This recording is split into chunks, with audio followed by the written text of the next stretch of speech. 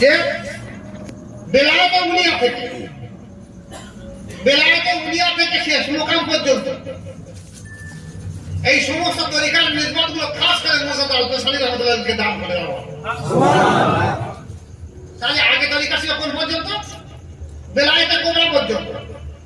যেটা আমাদের মোজার তরিকায় বলা হয়েছে বেলায়েতে কুবরা মানে 13 নম্বর ক্লাস, আর 14 নম্বর হলো বেলায়েতে উলিয়া। এই 14 নম্বর বেলায়েতে উলিয়া থেকে শেষ মোকাম পর্যন্ত 30টা ক্লাস, অর্থাৎ প্রায় আরো বেলায়েতে উলিয়া 4 নম্বর ক্লাস। তাহলে 13 নম্বর পরে আরো 17টা ক্লাস খাস করে মোজারের তরিকা চালু করা হয়েছে। এখন এই যে মোজারের তরিকার এই যে নিসবত বহন করার মতো ক্ষমতা তখন ভারতবর্ষের বুকে আর কোন ওলিয়া ছিল। এদের নিসবতটা কত কঠিন আমি আপনাদের সামনে বোঝাতে পারবো না।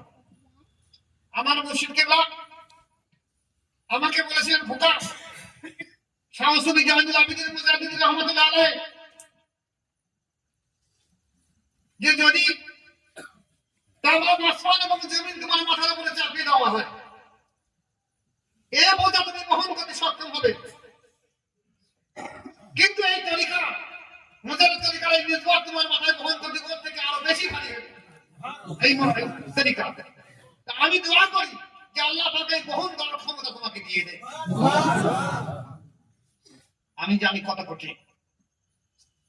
যখন দিন হয় আমার মনে হয় না রাত আমার জীবনে ফিরে আসবে, যখন রাত হয় আমার মনে হয় না দিন ফিরে আসবে।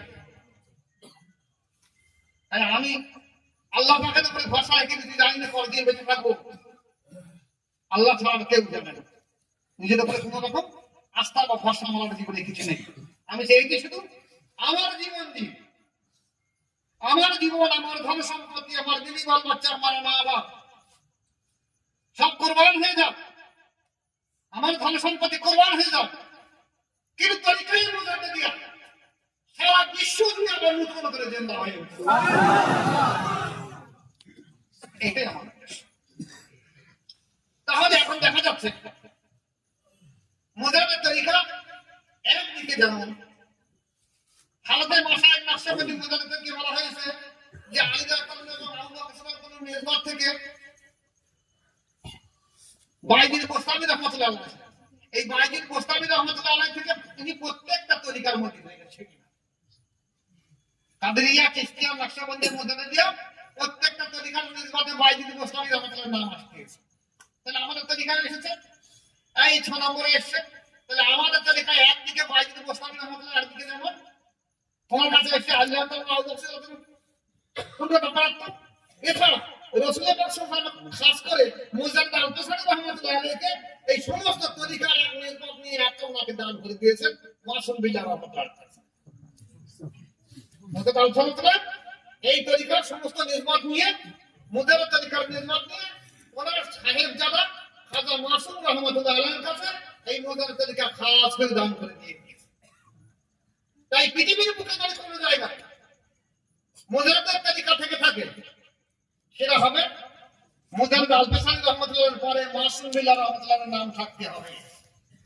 যদি না থাকে সেটা মুজাদ্দিদ তরিকা নয়, হয় কাদেরিয়া, চিশতিয়া, না হয় নকশবন্দি তরিকা। এই নকশবন্দি তরিকাকে নকশবন্দি মুজাদ্দিদি বলে প্রচার বিখ্যাত হয়ে গেছে। যেমন আমি আপনাদেরকে দেখিয়ে দিয়ে দিচ্ছি আমাদের ভারতবর্ষে কাদেরিয়া, চিশতিয়া আর নকশবন্দি মুজাদ্দিদি তরিকা প্রচার আছে। যেটা উলামা সাহেব তরিকা বলছে এই মুজাদ্দিদ আল-কাশানী রাহমাতুল্লাহ আলাইহির পরে এসেছে হযরত আদম বিন নুরি রাহমাতুল্লাহ আলাইহি। ওনার খলিফা হলো আব্দুল্লাহ আকবর আবাদি রাহমাতুল্লাহ আলাইহি। তার খলিফা হলো আব্দুর রহিম মুহাদ্দিস দেহলভী সাহেব। তার খলিফা হলো ওলিউল্লাহ সাহেব হযরত ওলিউল্লাহ মুহাদ্দিস দেহলভী সাহেব। এই তার খলিফা হলো আব্দুল আজিজ মুহাদ্দিস দেহলভী সাহেব। তার খলিফা হলো সৈয়দ আহমদ বিল্লাহী সাহেব। তাহলে এখান থেকে এই নূর মোহাম্মদ নিজামপুর থেকে ফাতেহ আলী সাহেব এখান থেকে ফুটবল এসেছে। তাহলে শাহ ওলিউল্লাহ মুহাদ্দিস দেহলভী সাহেব থেকে তরিকা প্রসার চলে গেছে। ওটা হয়েছে কি মুজাদ্দিদিয়া তরিকা নয়, আদম বিন নুরি রাহমাতুল্লাহ আলাইহির কাছ থেকে এসেছে নকশবন্দি তরিকা। তাই পৃথিবীর মুখে যদি কোনো ব্যক্তি বলে থাকে যে আমি মুজাদ্দিদিয়া তরিকার মশাই সঙ্গে সঙ্গে তার সেজদা শরীফ দেখে নেবেন যে সেই তরিকায় সেজদায় মুজাদ্দিদ আল-বাসারি রাহমাতুল্লাহর পরে মাসুম বিল্লাহ রাহমাতুল্লাহর নাম আছে কি নেই। কারণ মুজাদ্দিদ তরিকার সমস্ত নিসবত, সমস্ত কামালাত, বেলায়েত, রিসালাত মুজাদ্দিদ আল-বাসারি রাহমাতুল্লাহ আলাইহি ওনার ছেলে খাজা মাসুম রাহমাতুল্লাহ আলাইহিকে দান করেন। এই মাসুম বিল্লাহ রাহমাতুল্লাহর তরিকা হয়েছে মুজাদ্দিদের তরিকা। এখন আমাদের দেশে বাংলাদেশে দেখা গেছে, আমাদের ইন্ডিয়ার কিছু কিছু জায়গা আছে এই তরিকাকে খাস মুজাদ্দিদ দিয়ে বলা হয়েছে, কিন্তু খাস মুজাদ্দিদ বলে কোন তরিকা হয় না।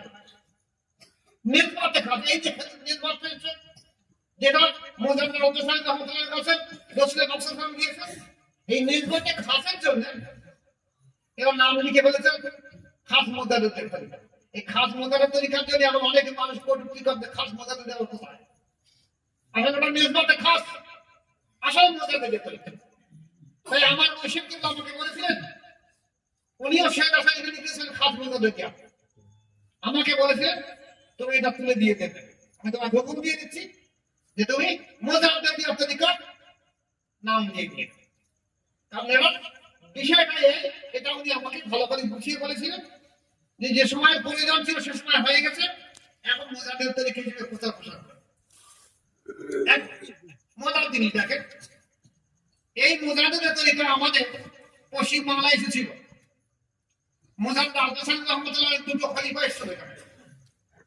একটা হলো বর্তমানে আব্দুল হামিদ বাঙালি রাহমাতুল্লাহ আলাইহি, আর এই আমতলায় একজন ইতিহাস পাওয়া গেছে। আমি বলেছিলাম পাওয়া যায় না, সন্ধানে মিলেছে।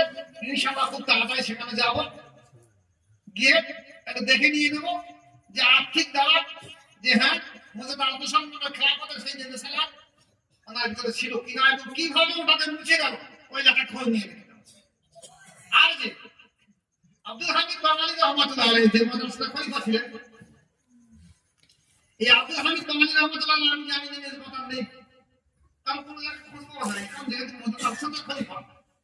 কিন্তু গত এক মাসের মধ্যে আমাদের ইউটিউব মুজাদ্দিদের টিভি ইউটিউব মাধ্যম দিয়ে দেখছি, দেখে অনেকে আমাকে ফোন করছে নদিয়া, মুর্শিদাবাদ, বর্ধমান, মালদা, 4টি জেলা থেকে আমার কাছে ফোন করেছে যে আমাদের রিসালাত আব্দুল হামিদ বাঙালি রাহমাতুল্লাহ দেখে এসেছে,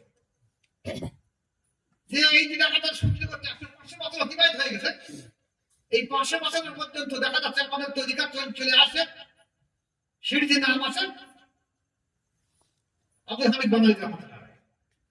আল্লাহ তাআলা বাসি দেয় খোঁজ পাওয়া গেল। তারপর আমাদের দিয়ে এখন বর্তমানে মাথায় গেছে তিনি নফসান মাকাম পর্যন্ত সবক দিচ্ছেন। উনি বলছেন আমার পক্ষে সম্ভব নয়, আপনারা দেখুন যদি নিসবত কোন জায়গায় পান মুজাদ্দিদের তরিকা আর যদি তেমন তাহলে প্রাপ্তা অলিমান সব, তাহলে আপনারা সেখানে বাদ করুন। তা আমরা দীর্ঘদিন ধরে খোঁজাখুঁজি করেছি, করে মুজাদ্দিদের তরিকার অনেক মাথায় এখানে খুঁজেছি, খোঁজার পর দেখা গেছে ইউটিউব দিয়ে আপনার নাম্বার দেখলাম এবং যতটা মাসায়েখ আছে বর্তমানে আমাদের এলাকায় পরিচিত মুজাদ্দিদের তরিকা, তারা প্রত্যেকেই বলে দিল যে যদি রিসালাত প্রাপ্ত বা বেলায়েত প্রাপ্ত ব্যক্তি কেউ থেকে থাকে এই উপমহাদেশের মধ্যে, তাহলে আপনারা ওখানেই চলে যান। এটা আমার কথা না, ওদেরই কথা। তাই ওরা আজকে বলেছে ভাই আগামী সপ্তাহে বা পরের সপ্তাহে কি বা জলসার সময় ওরা 4টে জেলা থেকে আসবে। তাহলে একটা খোঁজ পাওয়া গেল যে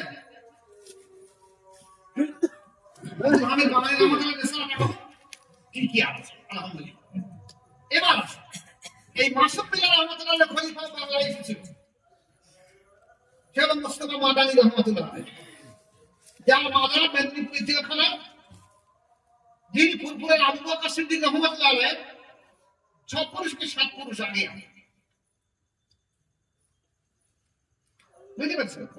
এই মুস্তাফা মাদানী রাহমাতুল্লাহ আলাইহি মাসুম বিল্লাহ রাহমাতুল্লাহ খলিফা ফুরফুরের যে মাটির মসজিদ, সেই মসজিদের সামনে দরজার উপরে এখনো লেখা আছে জানবেন যে এরা এই মাসুম বিল্লাহ রহমতুল্লাহ, যিনি আমাদের তরিকার মোজাদের তরিকার সর্দার, এই মাসুম বিল্লাহ রহমতুল্লাহ ওখানে এসেছেন মুস্তফা মাদানী রহমতুল্লাহ সম্মানার্থে। উনি আহ্বান করছেন আমার মুর্শিদকে। ওই মুর্শিদ এসে এই মাটির মসজিদ ভিত গেড়েছে এবং সেইটা সেই বাংলায় লেখা রয়েছে যে মুস্তফা মাদানী রহমতুল্লাহ হাতের মসজিদ খাজা মাসুম বিল্লাহ রহমতুল্লাহ ভিত্তি স্থাপন করে দিয়ে দিয়েছে। তাহলে সেই মসজিদ এখনো সামনে সে অবস্থাটা হয়ে গেছে, আমি দেখেছি, আপনারা হয়তো অনেকে গিয়ে দেখেছেন। তাই এই যে মোজাদের তরিকা, যে তরিকার মেজবাতের অবস্থা এই এখন যে কথাটা বলতে চাচ্ছে যে মোজাদের আলবেসানি রহমতুল্লাহ আলাইহিকে যখন কাদেরিয়া, চিশতিয়া এবং নকশবন্দের তরিকা বেলায়েত, রিসালাত, কামালাত সমস্ত কিছু নির্ভর দিয়ে দেওয়া হয়েছে বড়পীর সাহেব, খাজা সাহেব, বাহাউদ্দিন নকশবন্দি রহমতুল্লাহ আলাইহি। কান খাড়া করে ভালো করে শুনে নেবেন। আর আমার ইউটিউব যেখানে চলছে উপমহাদেশে বা সারা বিশ্বে যারা বাংলার দরবারে বাংলা ভাষাভাষী মানুষ, আমি প্রত্যেককে আহ্বান করছি যে আপনারা আমার ইউটিউবটা শুনে দেখে নেবেন। তাই বড়পীর আব্দুল কাদের জিলানী রহমতুল্লাহ আলাইহি, খাজা মঈন চিশতি রহমতুল্লাহ আলাইহি, খাজা বাহাউদ্দিন নকশবন্দি রহমতুল্লাহ আলাইহি, এরা তিনজন আছে। তিনটে তরিকার মেজবাত, খেলাফত, বেলায়েত, কামালাত সমস্ত কিছু যখন মোজাদ্দেদ আলবেসানি রহমতুল্লাহ আলাইহিকে দিয়ে দিয়েছে, তাহলে তারপরে আমি যদি কেউ বলে যে আমি কাদেরিয়া তরিকা বড়, চিশতিয়া তরিকা বড়, নকশবন্দি তরিকা বড়, কখনো কথা হতে পারে না। কারণ যেহেতু বেলায়েত দেওয়া হয়েছে, আরে আমাকে যদি কেউ সম্পত্তি বিক্রি করে লিখে দিয়ে দেয়, আমাদের তার জমিটা আমার নামে লিখে দিয়ে দেয়, আর সে যদি বলে জমিটা আমার, তার মিলে নাম না, আর সম্পত্তিটা আমরা লিখে দিচ্ছি, এবার আমি জায়গাটা বসে পাবো তার সমস্ত সম্পত্তি তো মোজাদ্দেদ আলবেসানি রহমতুল্লাহকে দিয়ে দেওয়া হয়েছে, আর উনি তো মাসুম বিল্লাহ রহমতুল্লাহকে দিয়ে গেছেন। সেখান থেকে এই তরিকা বেরিয়েছে মোজাদ্দেদ তরিকা। তাহলে আপনারা কোন সাহসে বলছেন যে কাদেরিয়া তরিকা শ্রেষ্ঠ, চিশতিয়া তরিকা শ্রেষ্ঠ, নকশবন্দি তরিকা শ্রেষ্ঠ? কখনো হতে পারে না। যার জন্য দেখা গেছে আমার জানা মতে, আমার এই বয়স 64 বছর, আমি তরিকা নিয়ে বহু গবেষণা করেছি, তরিকার আমি মাস্টার হলাম। আমার জীবন, আমার ধ্যান ধারণা হলো তরিকা। 1982 সাল থেকে আমি তরিকা নিয়ে গবেষণা করেছি। তারপর দীর্ঘদিন ধরে আমার মাসায় 10 বছর ধরে এগুলি গবেষণা করা হয়েছে। তারপর আল্লাহ পাক এইটা এখন এই অবস্থা দিয়েছে, এখন আরো গবেষণার সময়। আমি এই সময় দেখছি যে এই দীর্ঘদিনের মধ্যে যে মোজাদ্দেদ তরিকা ছাড়া আর কোন তরিকা, কোন ব্যক্তির ভেতরে কোন নেসবত নেই। যার জন্য কোন তরিকার কোন ব্যক্তি বলতে পারে না যে আমি একটা মৃত ব্যক্তির কলকে জিন্দা করে দিতে পেরেছি বা নফসের কাজকে এখন দিতে পেরেছি। আজকের আমাদের দেশে ভালো করে খেলা করে দেখুন, কথা বলি, মুস্তফা মাদানী রহমতুল্লাহ আলাইহি ফুরফুরা শরীফে ওনার জন্ম কোথায়? উনি খেলাফত পেয়েছেন। তাহলে ওনার পরে যে 6 পুরুষ পরে আবু বকর সিদ্দিক রহমতুল্লাহ আলাইহি, সত্য না মিথ্যা কথা? সত্য কথা। তাই 6 পুরুষকে বলেছেন যে আমি পীরের বংশধর, আমার কাছে বলেন কেউ বলেনি, কেউ বলেনি। কিন্তু আবু বকর সিদ্দিক রহমতুল্লাহ আলাইহি উনি পর্দা নেওয়ার পরে উনি খেলাফত পেয়েছেন। হাজরত আলী ওয়াসির রহমতুল্লাহ আলাইহি ওনার বংশধর, সে ছোট থেকে বাচ্চা থেকে ওনারা বলতেন আমাদের পীর হয়েই জন্মাবে, আমাদের বংশে যারা জন্মাবে সব পীর হয়েই জন্মাবে। তাহলে মুস্তফা মাদানী রহমতুল্লাহ আলাইহির পরে 6 পুরুষ, তারা পীর ছিল না কেন? আমার যুক্তিটা বুঝতে পারবো না, তারা পীর ছিল না কেন? হকরুমি আরম্ভ করছে নাকি? আবার দেখা যাচ্ছে বসিরহাটে আমাদের ইন্ডিয়া সুন্নাতুল জামাত বলে দাবি রাখাচ্ছে,